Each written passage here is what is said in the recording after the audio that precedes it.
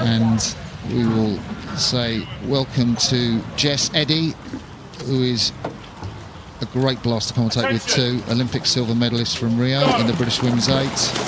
Appropriate you should be here for this heat of the Stonor Challenge Cup Women's Double Sculls, and one of your crewmates, I think, is in this race, Jess. Yes, Martin, thanks for having me.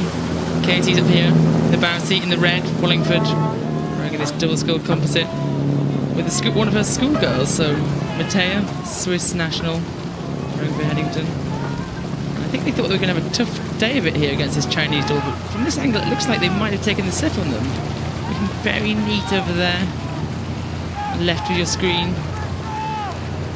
They have, they've got 3/4 of a length by the end of the island. Katie is a racer, and she will be going down this course, getting the most out of Matea in front of her. I tell you that for nothing. Well, she's 35 years of age now. I mean, just how fit is she? How much training has she done this year, Jess? So Katie was an exceptional cyclist when we were rowing, and actually after 2016 she's gone and turned her hand to cycling and been pretty fast at that. She's won some national medals, time trialling, and she's probably one of the fittest out of a lot of us right now. So let's have a look at the conditions and the positions down at the halfway point. There you see the British double stretch their leads out. Katie Greves on the right of the picture, the 35-year-old Zhang Y.Q, 19 years of age, the Swiss national in the stroke seat, the Headington athlete, and they have stretched their lead out over their opponents from China. The two Chinese furthest away from you is the 20-year-old Bao woman Zhang from Shanghai, and Zhang Y.Q in the stroke seat, the 21-year-old studying economic management at Shanghai's Jiaotong University.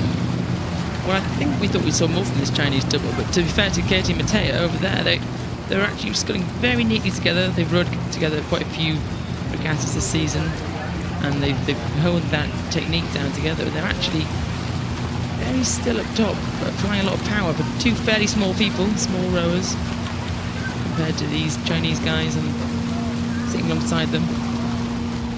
Nice to watch that. They're going to be feeling nice sitting up there, a few lengths of clear water.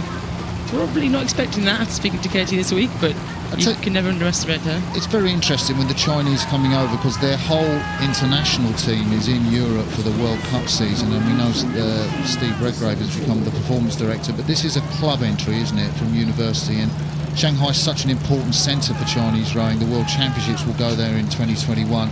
Chinese just having a little problem with their steering, but you know, China is where the money is. I think rowing is looking for sponsorship in China. It's looking to build up the profile of the sport in Shanghai ahead of the World Championships, and with the appointment of Sir Steve Redgrave, the regatta chairman, to be the performance director of the Chinese team, it's very much in the forefront of everybody's mind here.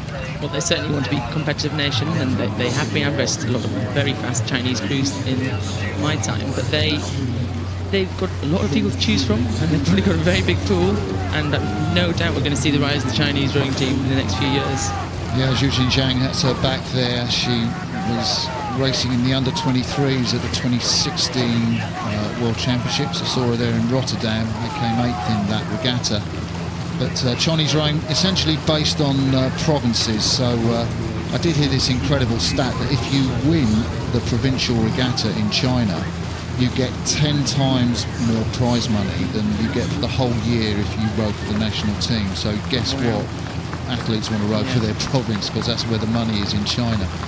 There's the back of Katie Greves, the 35-year-old, just really helped that boat get off the start quickly. Yeah, Katie's used to sitting in the bows, up in the bow seat of our Rio 8. She's an absolute fighter, and she'll be still laying it down here, going down the enclosures. Great race from those two.